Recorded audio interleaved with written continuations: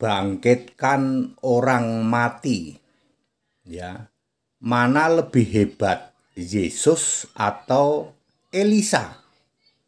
Bangkitkan orang mati, mana lebih hebat, Yesus atau Elisa?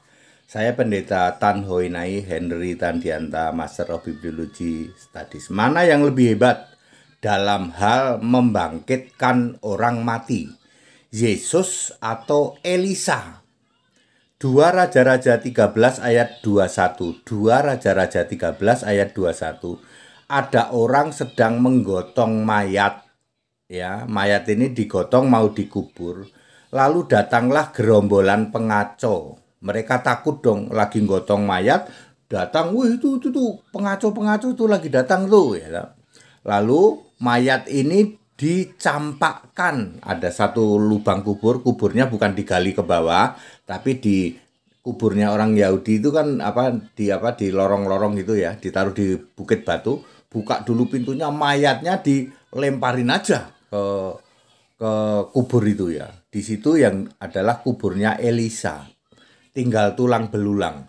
Lalu mayat ini terkena tulang belulangnya Elisa. Mayatnya bangkit. Nah, ya. Ditulis di 2 Raja-Raja 13 ayat 21, ada orang sedang menggotong mayat, lalu datanglah gerombolan pengaco. Para penggotong mayat ketakutan, lalu mayat itu dicampakkan di lubang kubur Elisa. Lubangnya mendatar, bukan ke bawah ya. Buka dulu pintunya tentu saja. Lalu mayat itu kena tulang belulang tengkoraknya Elisa, lalu mayat itu hidup lagi dan bangkit sendiri. Hebat ya. Ya. Lalu orang berpikir tulangnya Elisa ternyata hebat ya. Mayat tersentuh tulang Elisa, Elisanya kan sudah mati, sudah tinggal tulang belulang. Bisa bangkit dia. Tradisi kuburan Israel itu ditaruh di lubang bebatuan, bukan di lubang tanah ke bawah ya, bukan ya, lalu ditimbun tanah, bukan kayak gitu. Jadi bisa saja mayat itu dilempar atau dicampakkan ke lubang kubur mayat lain. Pintunya dibuka lebih dulu. Begitulah yang terjadi kepada mayat orang mati itu. Akhirnya bisa hidup lagi begitu kena tulang belulang Elia. Nah sekarang Lukas 7 ayat 14 dan 15. Yesus menyentuh usungan mayat anak muda, anak janda di kota Nain, disentuh oleh Yesus, mayatnya langsung bangkit dan hidup lagi. Yohanes 11 ayat 43 dan 44, Lazarus yang sudah bau mati 4 hari dibangkitkan oleh Yesus. Lalu pertanyaannya, hebat mana Pak Pendeta Tan? Yesus atau Elisa? Elisa waktu masih hidup justru tidak pernah membangkitkan orang mati. Ketika Elisa sudah mati dan sudah jadi tengkorak tulang belulang, maka tulang belulang Elisa itu punya kuasa dari Allah. Sama sekali bukan kehebatan Elisa. Saya ulang, tulang belulangnya Elisa itu punya kuasa yang diizinkan, kuasa itu dari Allah. Bukan hebatnya Elisa ya. Sebab Elisa sudah mati dan tidak bisa apa-apa lagi menurut Ibrani 9 ayat 27. Orang itu kalau sudah mati ya sudah nggak bisa apa-apa lagi. Yang membuat mayat orang yang kena tulangnya Elisa bisa hidup lagi adalah siapa?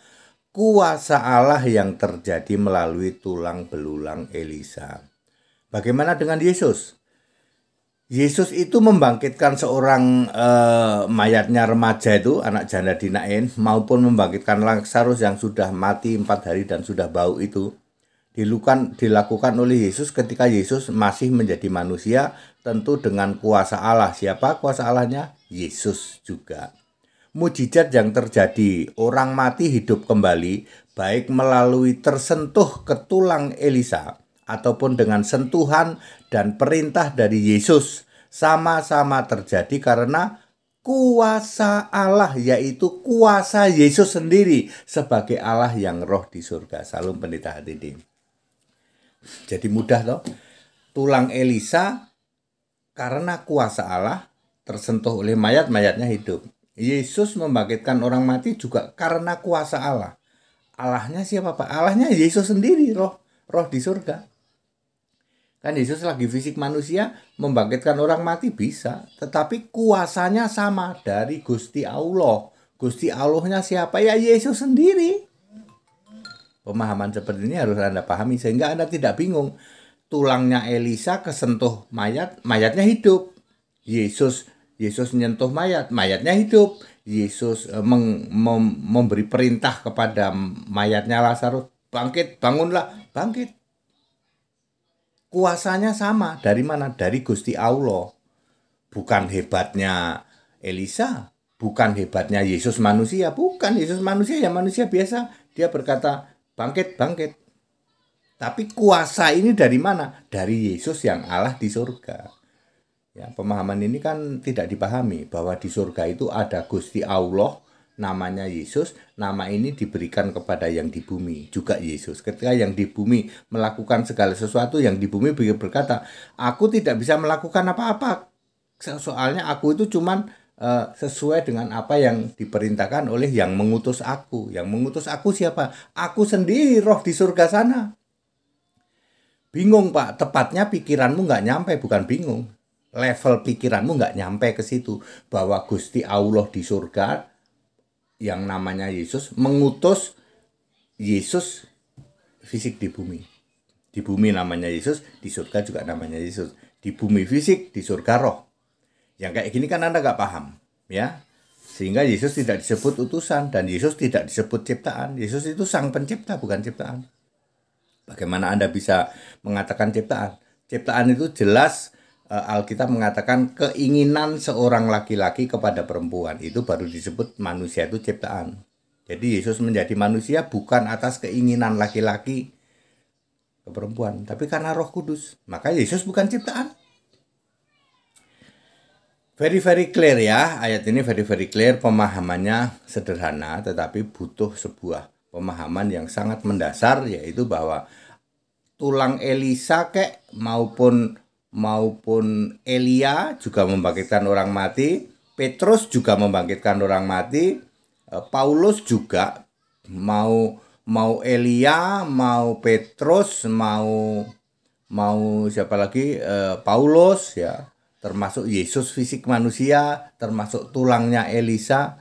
Urusan membangkitkan orang mati itu kuasanya sama. Dari siapa? Dari Yesus Gusti Allah yang roh di surga. Very clear. Segala hormat kemuliaan untuk Yesus Kristus. Haleluya, amin.